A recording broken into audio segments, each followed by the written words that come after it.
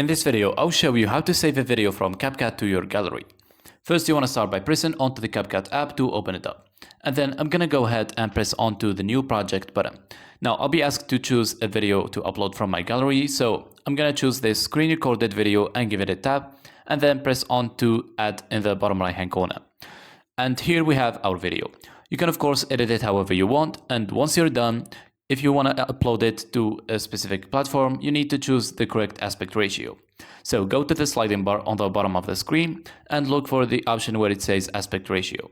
Here you're going to see different options from different platforms. For example, if I wanted to upload it on TikTok, I can press onto this 9:16 ratio and then move the video accordingly. However, let's say that I wanted to upload it on my YouTube channel, I can press onto this 19:9 and then go up here and adjust it.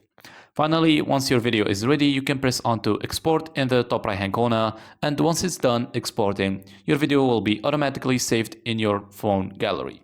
So let's go and open up my phone gallery to check, and as you can see, here it is. Don't forget to leave a like and subscribe to our channel, and see you in the next video.